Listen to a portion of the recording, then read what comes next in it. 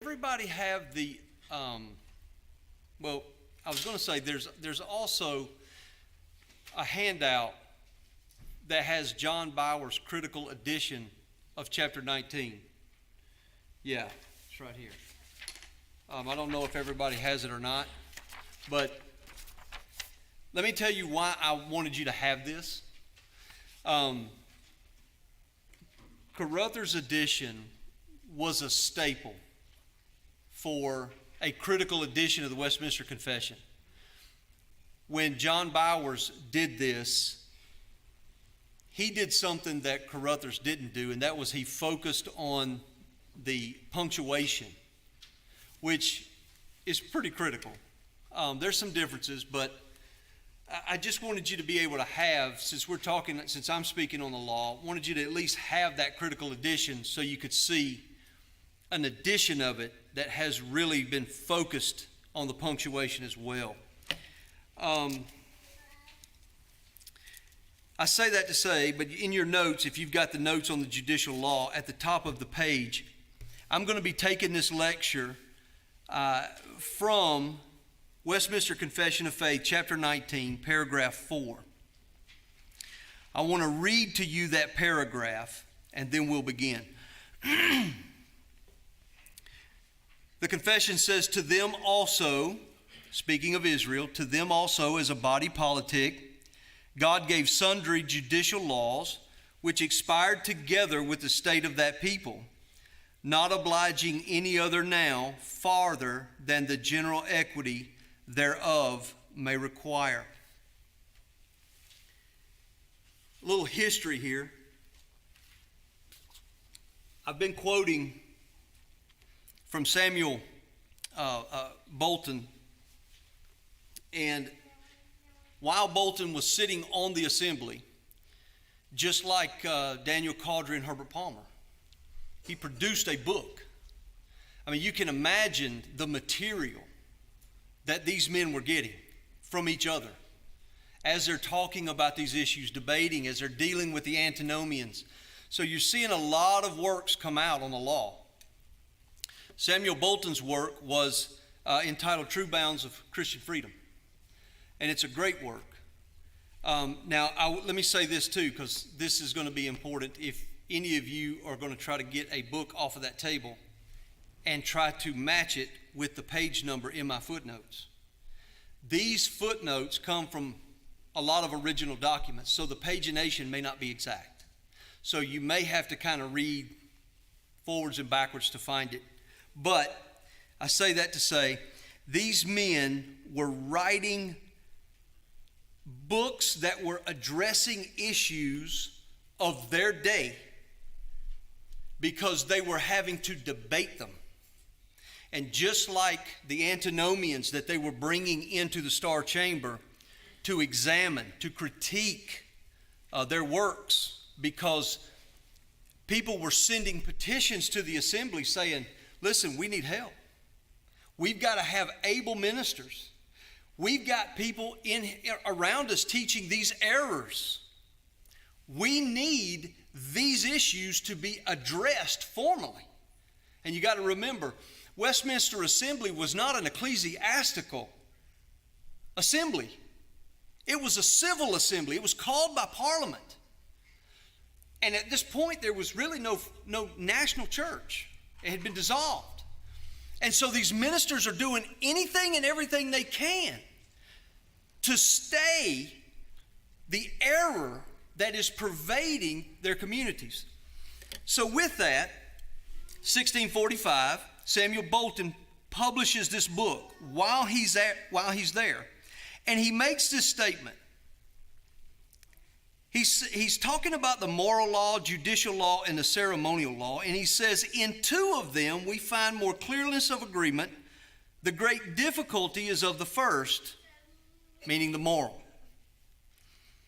The timing of this statement is interesting because it was made shortly prior to the assembly's debate and formulation of chapter 19. At this point, when this book comes out in 45, they have not formally written chapter 19 at all. They haven't even debated it. It wasn't until November 18, 1645, at the end of that year, when the third standing committee, the assembly was divided into three standing committees, and on November the 18th, the topic of biblical law is assigned to the third standing committee. Here's what's interesting. 2 months later, January 12th, 1646, a select committee was appointed to help determine, and I quote, the meaning of the description of ceremonial and judicial, end quote. Now, if I understood Bolton just said, we pretty much all agreed over here. The big problem is the moral law. And the moral law was a problem because of the antinomians, trying to do away, as we learned this morning, with all of God's moral law. And so there was a lot of ink spilled, especially over the Sabbath, as I said, and those other issues. But now all of a sudden, 2 months into this, we're having to have a select committee. So I'm asking, if uniformity existed among the divines on these two legal corpora, then why was there a need for a special committee? Well, the reason is made more evident when you realize that according to the minutes of the assembly, 11 months prior to this calling of a select committee, back in February 9th, 1645, there was a debate going on Christian liberty. And while they were having that debate, an issue arose.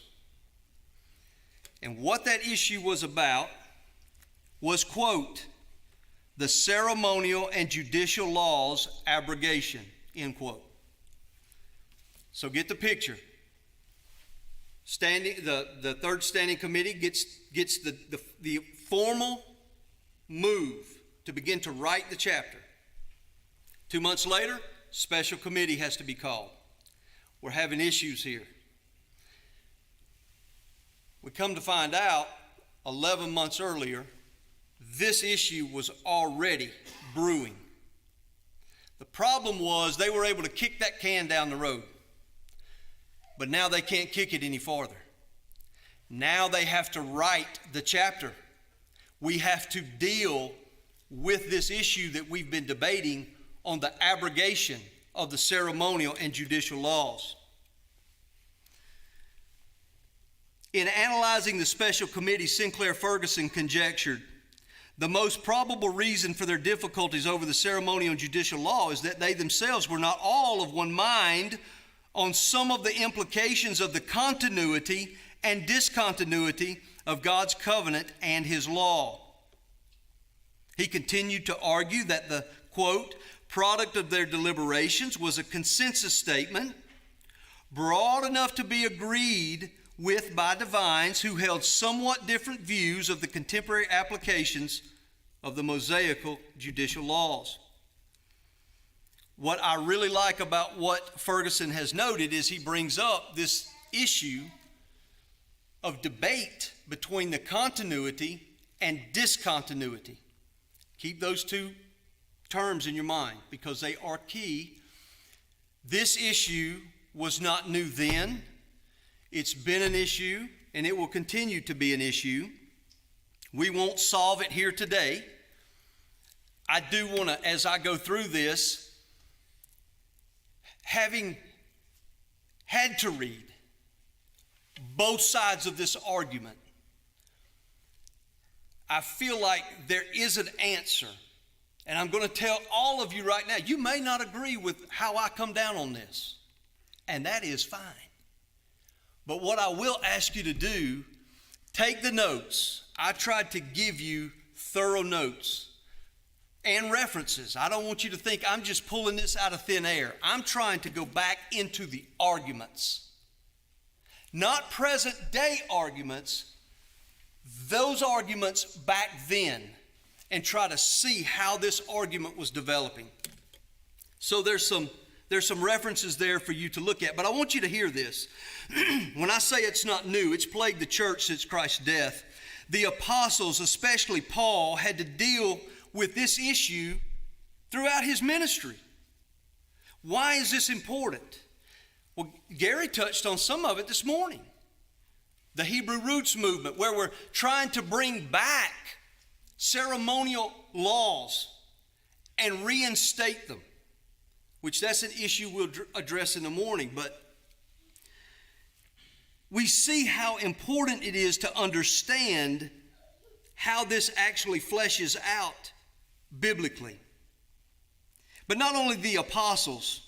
In 371, Augustine and Jerome were writing back and forth. Jerome had some issues.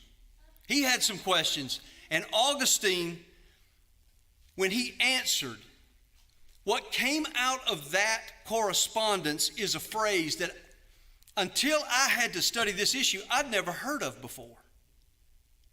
Once I found it, once I discovered it, all of a sudden I realized it was a mantra historically. It's like when you first learn about the sovereignty of God in Scripture, and prior to that you're like, well, I didn't see that. And now all of a sudden you see it everywhere. So because it was new to me, and I felt like I had been pretty well read, I put together an appendix and just quoted men throughout history on this issue. Let me give you this little mantra, because I think Augustine nailed it. He was a brilliant mind. Listen to what he says. Here's the maxim. The judicial laws are dead, but not deadly. The ceremonial laws are both dead and deadly, but for a time were not deadly. Now we'll look at the ceremonial phrase tomorrow. But right now what I want us to focus on is Augustine's statement to Jerome that the judicial laws are dead, but not deadly. How you fetter that out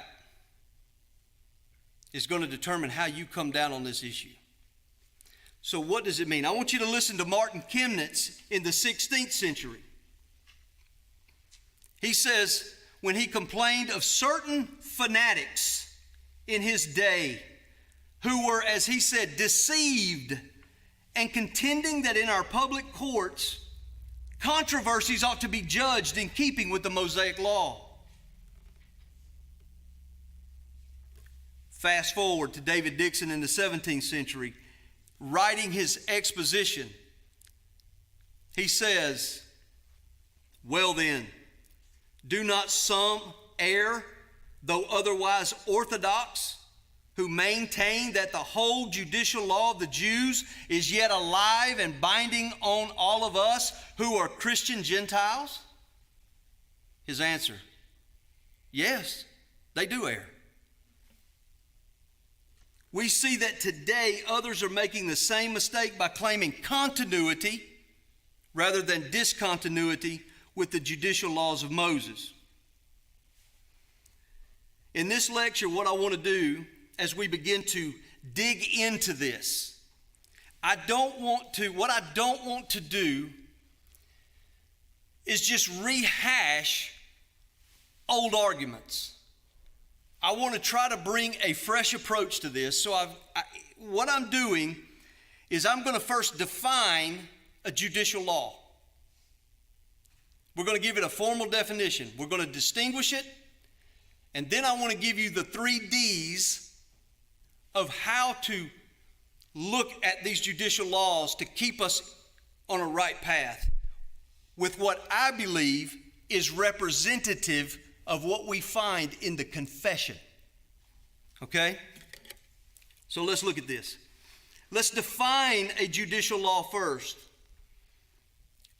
I have defined it as a divine positive civil law given to Israel through Moses as case law expressions of the second table of the Decalogue, governing her human relations among them as a nation, and you need to underscore this, under her ancient circumstances. Don't let that slide by you. Let's break that down a little bit. Divine positive. Remember this morning we talked about a moral positive. Moral meaning perpetual. This is a divine positive law which has great implications. Number one, it was instituted by God. Understand that Israel's judicial laws were unique from every other nation's. God prescribed them. God formulated them and constructed them specifically for her. They weren't human laws drawn from natural law, filtered through a fallen mind. These are God's wise laws given to Israel. We want to affirm that up front. They were just. They were good laws. They governed her as a nation, not as a church. That was the ceremonial law. You should have a handout that has a parallel between the ceremonial and the judicial. I'm not going to go through that, but I did want you to have that because those are pulled from the confession. And those parallels really kind of help you see the differences and the commonalities. But what we need to understand is, as divine laws, not even Israel could change them. Other nations could change their national laws, but Israel couldn't change hers. They were positive laws in that only God could change them. They were drawn from the will of God. So we want to keep that as a definition to start with. Now, when we look at this idea that they are case law expressions of the second table, I want to unpack that for a minute. When we talk about the Ten Commandments can be reduced to two commandments.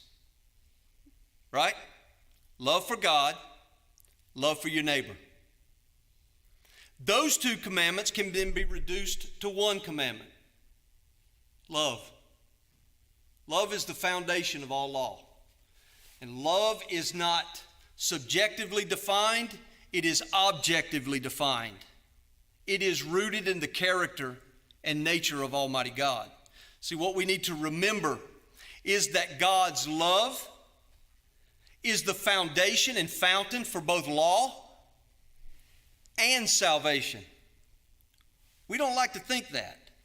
But for God so loved the world that he did what? Gave his only begotten Son.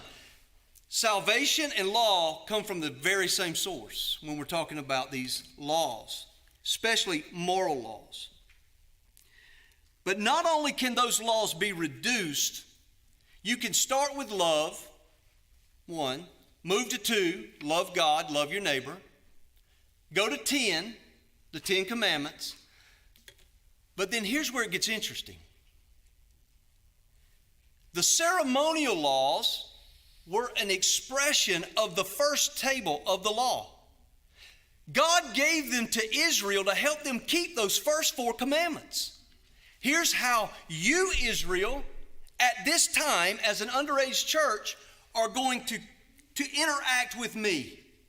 This is the standard for worship and relationship with me. The last 6 commandments, the second table, were primarily expressed through the judicial laws, telling the nation of Israel how to engage with each other and the surrounding nations. Now I say primarily because there was some overlap. I'm not even going to try to make you believe that there is just this clear-cut division between the two. There was some overlap, and some are very hard to fetter out, even as many of the divines and early theologians confess to.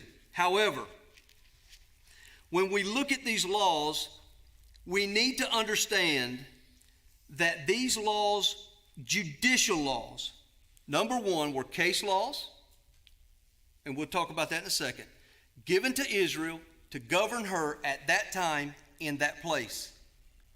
Now, this leads us to a discussion on the abolition of these laws. And there are two extreme positions, in my mind at least, concerning the Mosaic Judicial Law. The first extreme is that of dispensationalism.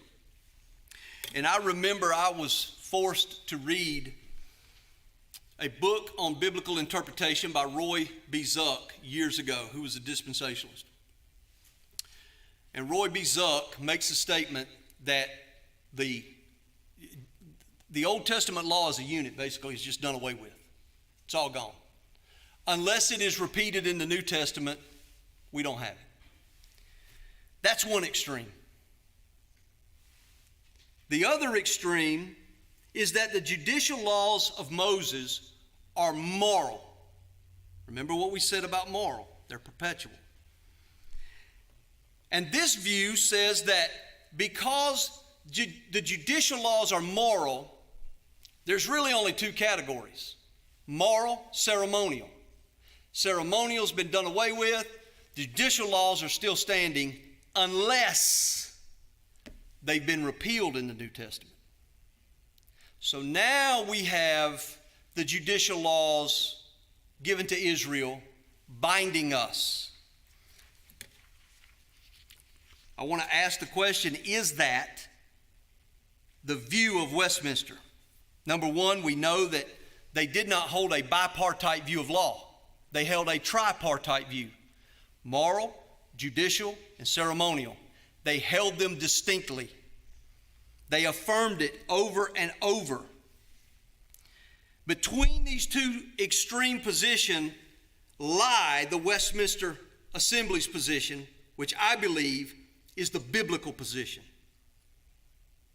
But even that, there's still arguments there. We see that from the minutes, that these men still have some nuances that they're working through. How? We're going to get to it. I think as we look at these 3 Ds, the first one is discontinuity first as a presupposition of judicial law. The second one is going to be that we need to distinguish properly between the case law and the general equity. The third, and this is the one that, this is the one that in my mind is the answer key. It's the only conclusion I can come to. And so I really want you to, when we get to this third D, to not check out on me. I really need you to dig in. I know everybody's full, we're fat, we're happy, and our eyes are getting heavy. And we're talking about some deep, heavy topics. But I need you to stay with me for just a little longer. What is the first D? Discontinuity first as a presupposition of judicial law.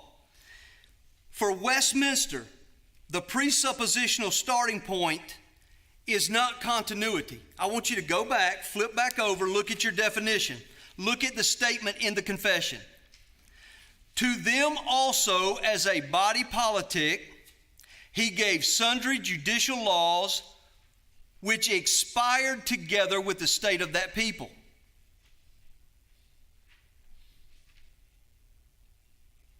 No qualification. No exclusion clause. No statement or footnote that says, except these laws. They clearly stated that the judicial laws expired together with the state of that people. Now, there has been an emphasis since 1977, where this issue was brought back to the public square, an emphasis on continuity first. It matters where you start as a presupposition on this. if you believe that these laws are still binding unless the New Testament sets them aside, then you need to understand all of a sudden you got to figure out which one of these have been set aside. You got to go through every one of them. Which ones are still binding? Which ones are gone, and why? And what text tells you that? But that's not how the Westminster Confession lays it out. And remember, the Westminster Confession was written in accordance with the best Protestant confessions on the continent. And the 5 Scottish commissioners were sent to ensure that very thing. And we know that it was accomplished. They testify to it. I believe that is exactly true with this statement that they had finally formulated as a consensus statement. Here, what we see is that it's not that these laws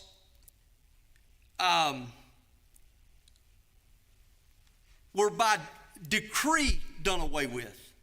They chose a word, expired. When they come to the ceremonial law, they're going to use the word abrogated. Now, if you have read any of the minutes of the Westminster Assembly, they did not use a word unless they debated it ad nauseum. If you can't sleep, grab the minutes. That's all I got to say. So when you see a difference, there's a purpose. There's a meaning behind every word they used. This word expired literally means to breathe out in the article of death, or to breathe out. In other words, if you notice how it's worded, the judicial laws breathe their last breath of obligation with the last breath of the nation. When the nation was destroyed, the judicial laws that governed her went with it.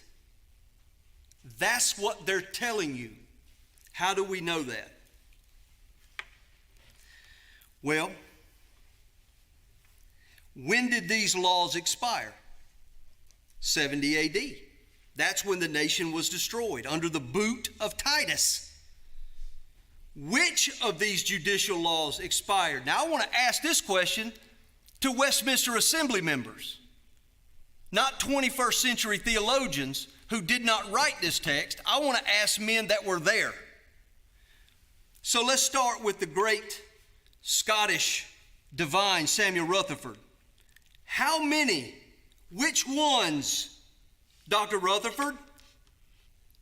He says, but we conceive the whole bulk of the judicial law as judicial, and as it concerned the Republic of the Jews only, is abolished, though the moral equity of all those be not abolished.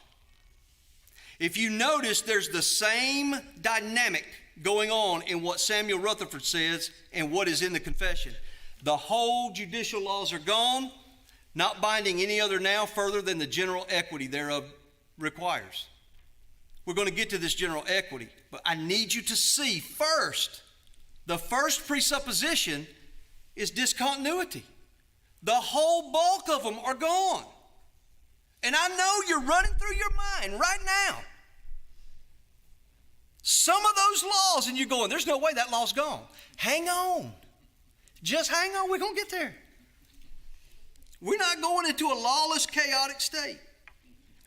Listen to Anthony Burgess, who was actually on the third standing committee, was charged with writing this thing, this chapter, sat through all of the minor debates and the plenary debates, and was even called to lecture the very next year after the confession was written on the law.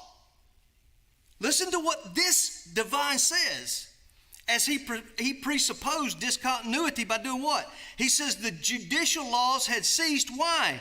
Because they were given to Israel, to them, as a political body, that polity ceasing, which was the principle. The accessory falls with it. What's he saying? He's saying the judicial laws mean nothing apart from the nation to which God gave them. If the nation is gone, the laws are gone. Same thing that the confession says. So what we see is there is a presupposition of discontinuity first. And when we listen to Samuel Bolton, I want to read this one too. Bolton spoke of Moses' ceremonial and judicial laws whose, quote, circumstances were but temporary and changeable. And because of that, they were abrogated. They were abolished. When you think of circumstances, and I gave you like an illustration in 1652 here in New York City, where there was speed limits for horses and carriages. Now think about this for a minute. The maximum speed was capped at 6 miles an hour. And the drivers of these carriages, horse-drawn carriages, had to bring their horses to a walk when crossing bridges, wharfs, or traveling through public parks or squares. Now in Philadelphia, they weren't quite as quick. They could only go 4 miles per hour, while in Boston, the carriages could go 5. You say, now why did you bring that up? When was the last time any of you got a ticket for driving your carriage too fast in New York? When was the last time an officer wrote a ticket in New York for that? Now ask the question, why? Circumstances changed. That law is obsolete because the circumstances changed. That's what Bolton is saying. What were the circumstances that changed? Well, before Titus invaded, there was a nation. After he invaded, no nation. Therefore, no laws. Makes sense? Discontinuity first. All right, 2. Now, once we know that we start with this presupposition of discontinuity, we now move to distinguish properly between the case law and general equity. And I think this is where many people kind of trip.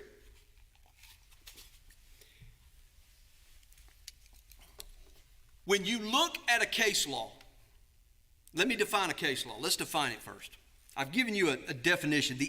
A case law is the actual written or stated law or precept or statute that has been formulated to express and ensure a moral principle of natural law in response to a particular circumstance.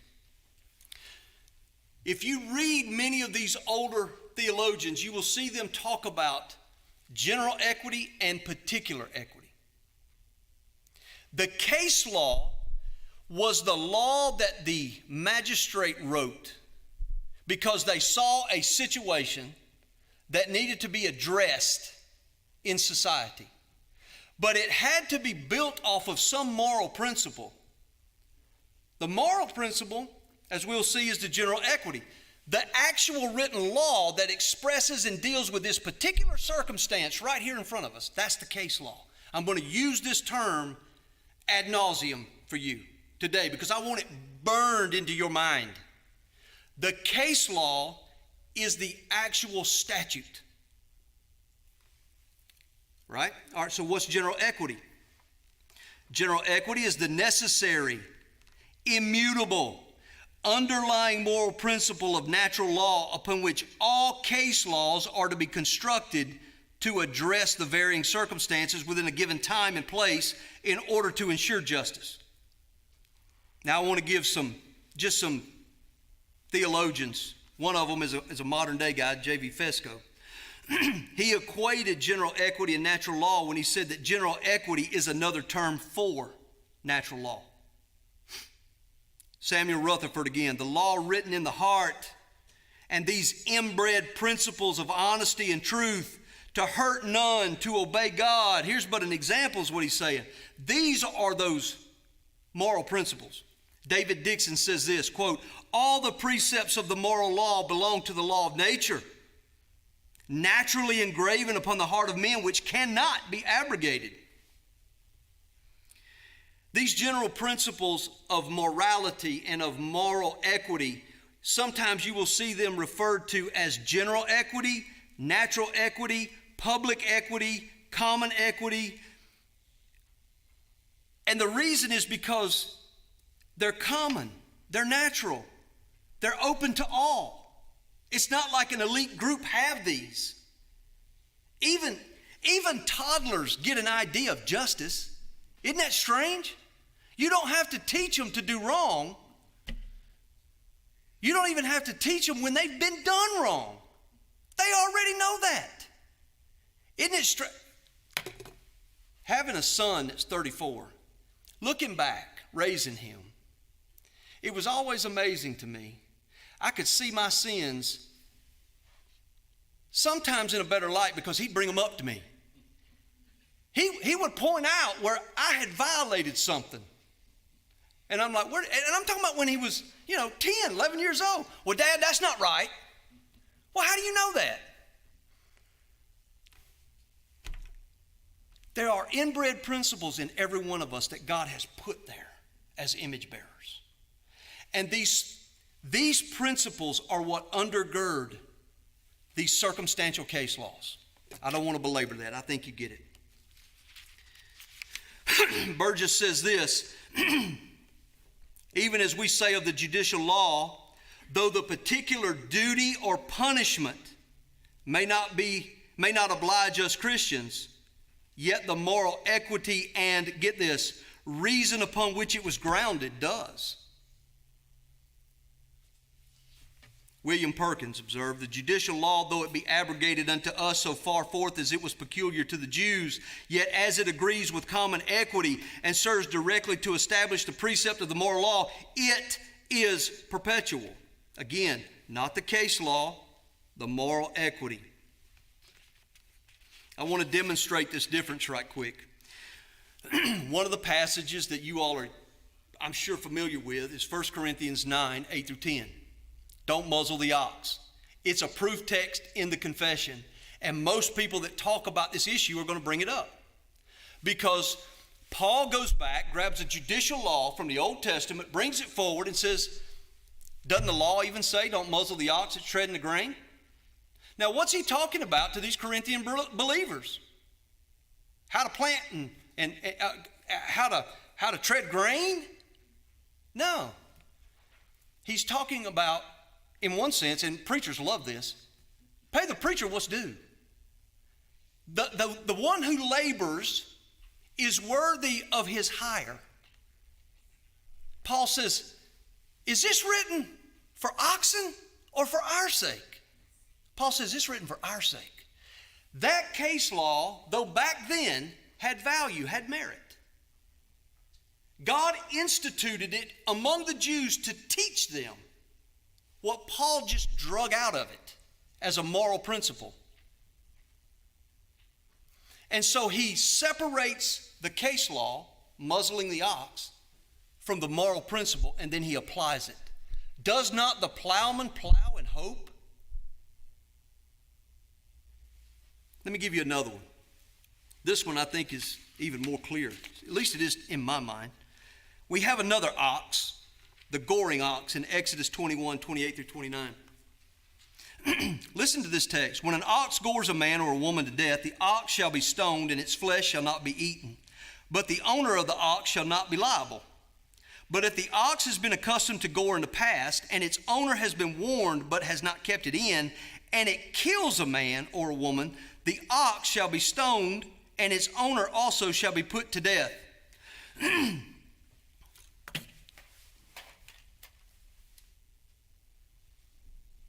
Here was a circumstance that was a reality in Israel. An agricultural community, agrarian community where you had oxen. And if you had an ox that gored, what does the law say you needed to do with it? Put it down.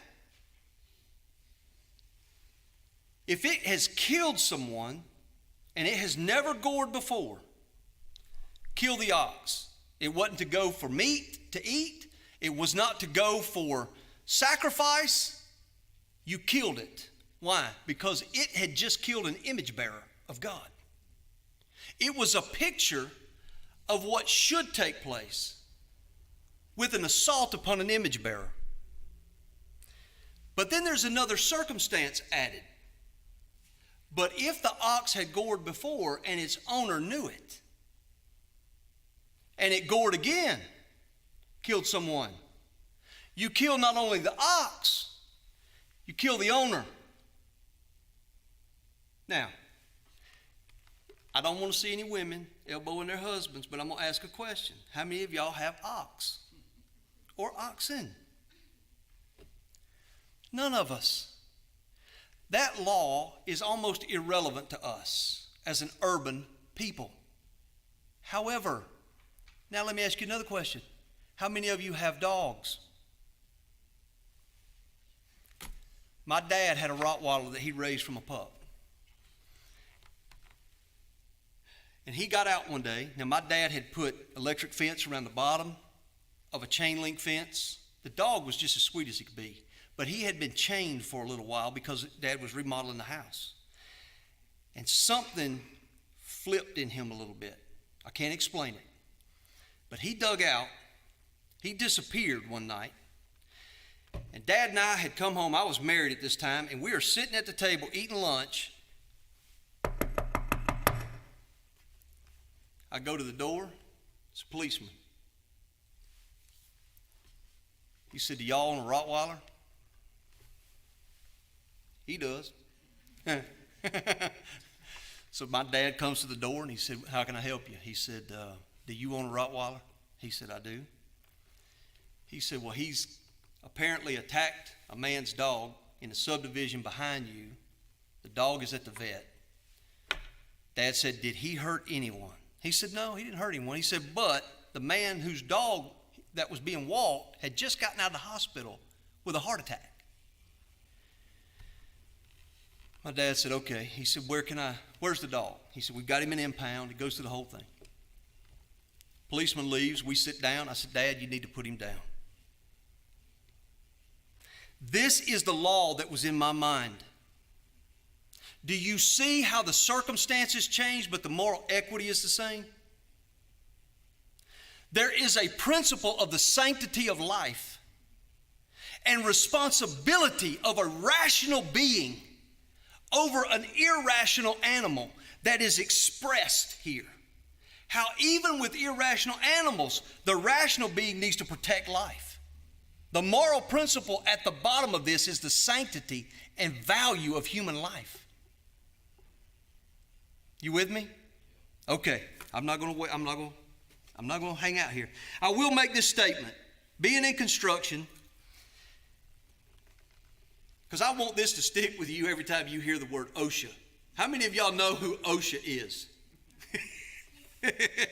The Occupational Safety and Health Administration.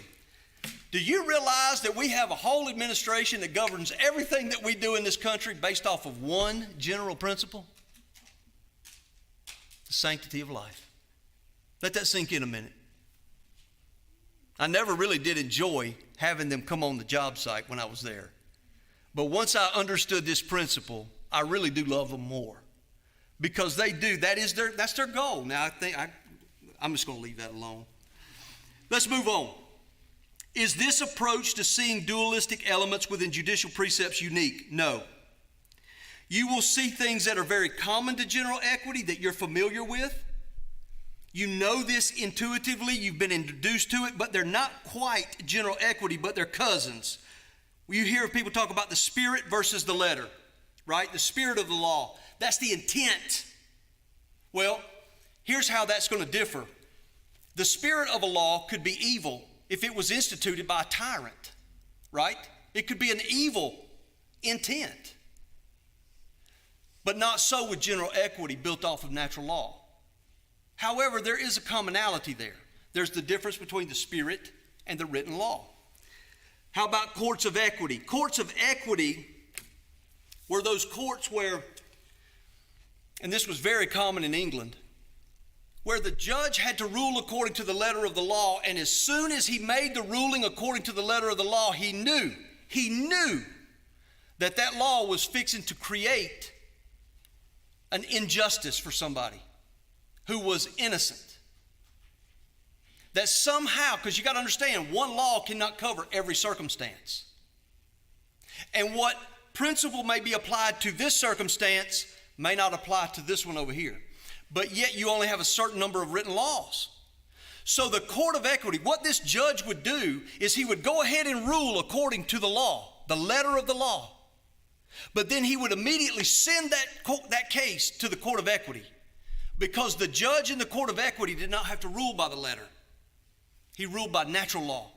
He ruled by the moral principle, and then he would overturn it.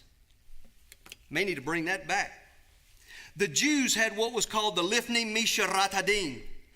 And according to the Oxford Dictionary of Jewish Religion, it implies inside the lines of justice. Basically, they wanted to address those things that the law didn't address. Then you've got phrases like substantial and circumstantial.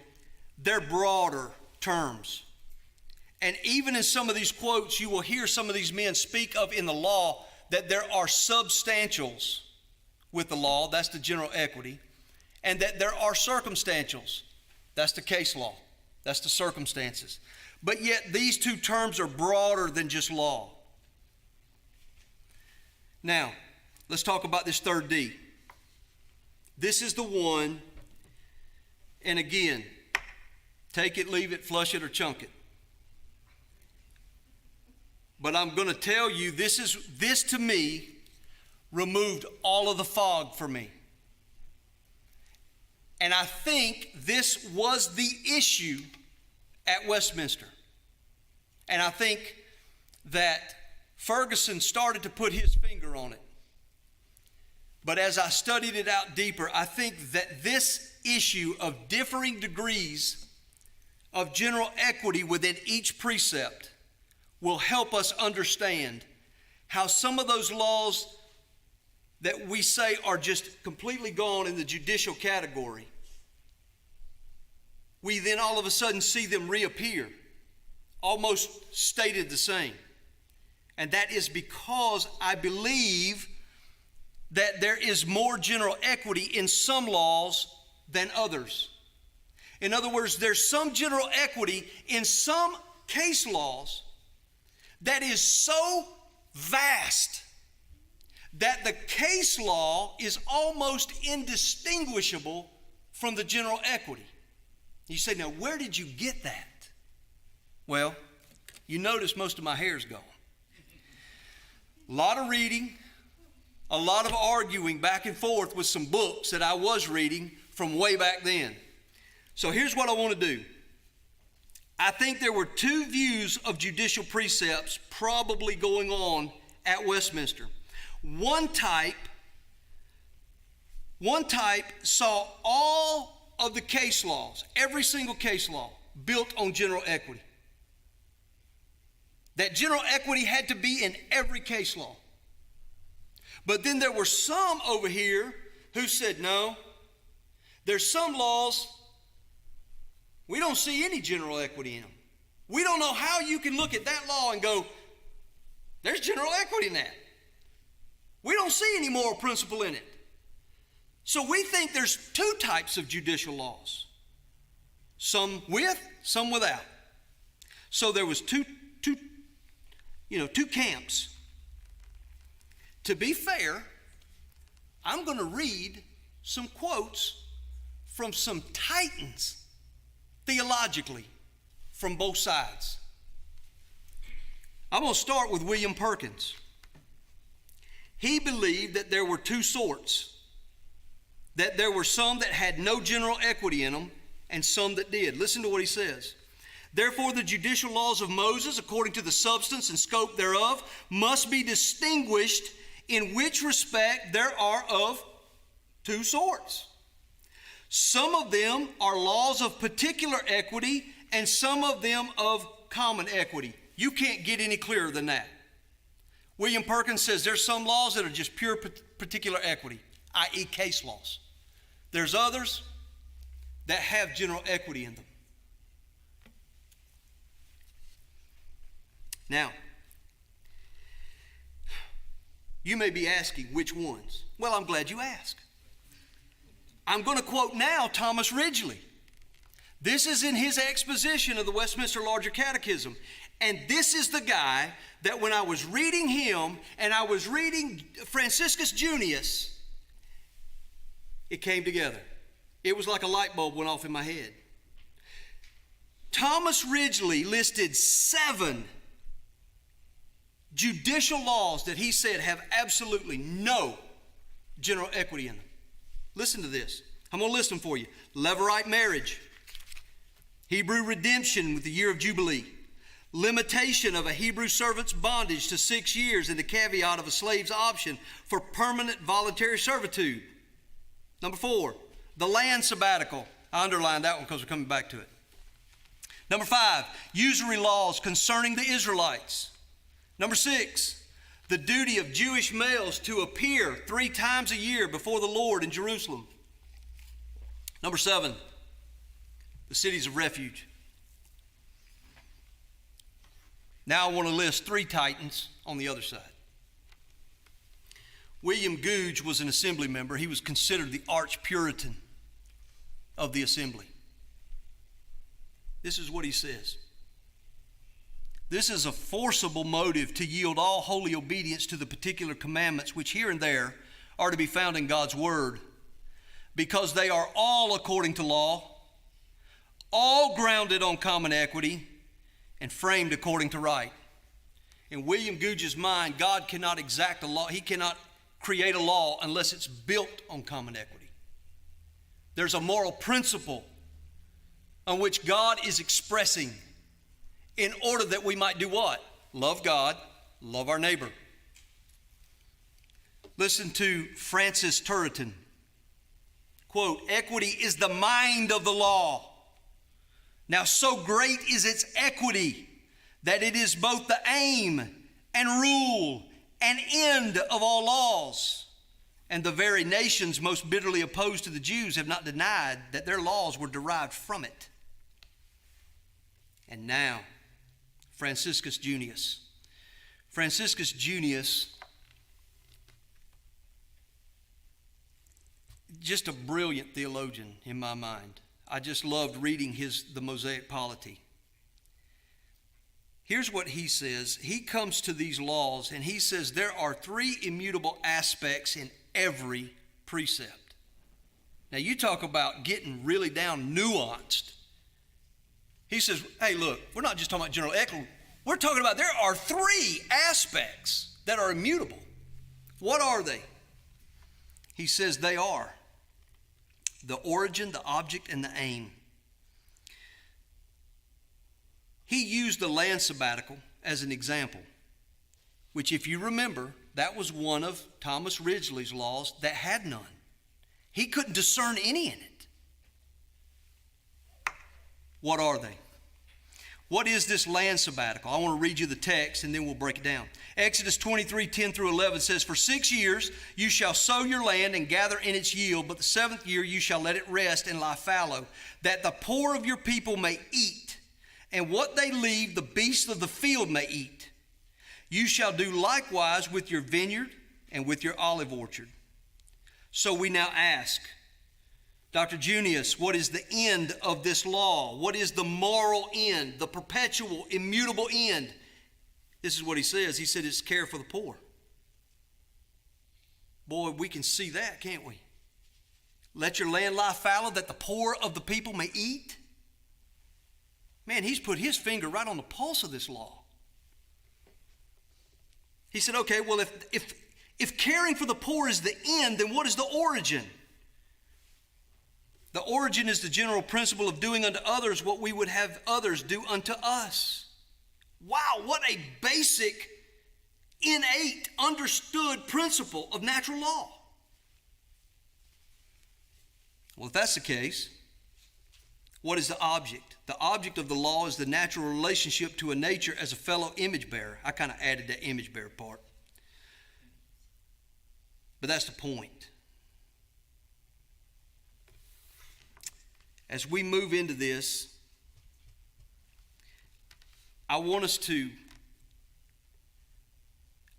conclude with really 2 things.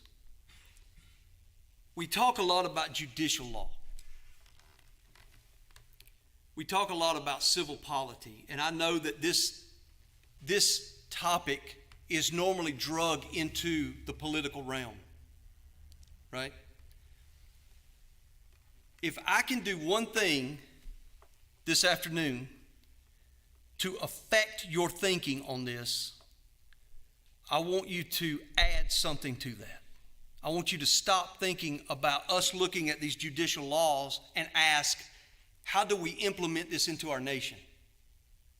That's a valid question, and I'm not in any way negating it. I want you to continue to do that. How do we take these moral principles and now look at our laws and ask, are they just, are they unjust based on this? But I want to balance it. I want to personalize it for you a minute. When you read these judicial laws, I want you to ask, what do these moral laws teach me as an image bearer? How do they inform and instruct me? Not how do they instruct the nation I live in, but me within the nation I live in. Where am I getting this? I'm pulling this from Romans 1 and 2 and Psalm 1 in particular. I want you to think about how in Romans 1 and 2, the wrath of God is being revealed against all ungodliness of those who suppress the truth. What truth? That truth written inside that they know innately. Those moral principles. They're suppressing this truth. And we can see in Romans 1 and 2, Paul is appealing to these general principles that those without the written law already know and yet refuse to live by. But now I want you to flip forward to Psalm 1. Blessed is the man who walks not in the counsel of the ungodly, nor stands in the way of sinners, nor sits in the seat of the scornful, but his delight is in what? The law of the Lord. And in that law does he meditate day and night. And he shall be like a tree planted by the rivers of water that brings forth its fruit in its season, and its leaf will not wither. Psalm 1 is that personal, individual application of the law. We're to meditate on it for our benefit, for our sanctification, our growth, our understanding of who God is, how we're to love him, how we're to love our neighbor. Go back to just to that one illustration I gave of my dad's dog. That's a personal application. But then when you flip the page from Psalm 1 to Psalm 2, yes, there is a national application. You kings of the earth had better do what? Kiss the Son, lest he turn, be angry, and you perish in the way. But don't just run to Psalm 2 without coming through Psalm 1 first. Before we start addressing the issues in our nation, let's first address those issues in our own heart. That's my appeal to you this morning. Now, I want to return back to this dead but not deadly issue of Augustine. Augustine starts with discontinuity. These laws are dead. In other words, they're abolished. But what did he mean when he said, but they are not deadly? Here's the key. There's two ways that these laws can be implemented that have been abolished. One, we go back to the general equity of them, just like Paul did. We pull out that general equity and we reapply it. Okay? Whether it's a little bit of equity or a lot of equity, makes no difference. Whether it's the Sabbath law, the land Sabbath laws, or whether it's bestiality, they come back by their general equity only. Now, but there's also another way that those laws could be used. When we talk about this general equity, let me quote Archbishop James Ussher first. James Ussher says about the general equity, he said, "May not Christian magistrates then swerve anything from those laws of government which were set down by Moses?" He said, "In some circumstances," remember, circumstantials, case laws. In some circumstances they may, but in the general equity and substance, they may not. So we can use the general equity, but we can also, this is why they're not deadly, we can also, according to these men, if a nation sees a similar circumstance in their day, they are free to go back into the judicial laws, the case laws, take that one case law or 3 case laws, whatever they may be, bring them forward and reinstitute them. Just like God gave them to Moses if they want to. But there was a caveat. You weren't required to do that. You were at liberty to do it. You did not have to do it. Don't miss that point.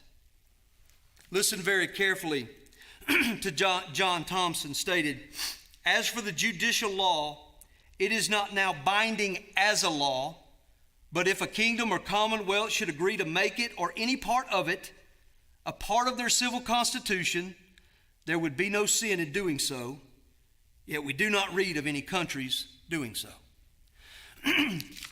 So when we look at this issue of general equity, we need to be very discerning. And let me tell you this right up front. When you come across these laws that are judicial, and you're looking at them, and you're going, okay, the guy told me last Saturday that when I come across these laws, I got to personalize them. So now I got to dig down into what does it mean, okay? I want to tell you something right up front. It's a skill set. It's a hermeneutic. It's an interpretational application to these laws that you have to work at. And the more you flex that muscle, the better you get. I don't have that muscle fully flexed, I can promise you. But I am sitting at the feet of men like this who knew how to handle these laws. And I'm trying to discern from them more and more how they did it. And I can tell you it's a beautiful thing when you see one of these old theologians who knew how to take these laws, discard the circumstantials, and then hold up those moral perpetual principles and then apply them. It's a beautiful thing to watch. But I pray that we become more skilled in this and that we don't just get bogged down because it is difficult. Anything worth doing is usually tough, but the rewards pay dividends. Let's pray. Father, we thank you. Thank you for your word. Lord, I thank you for these giants whose shoulders we stand on. I thank you that their witness, their labors, Lord, their work and wisdom has been preserved for us, that, Lord, we don't have to understand this without their assistance and help. Thank you so much, Lord, for preserving these works, shedding this light. I pray, Lord, that you take what we are learning and make us skilled in handling your law, that we too might be like a tree planted by the rivers of water. Lord, we ask it in the name of Christ our King. Amen.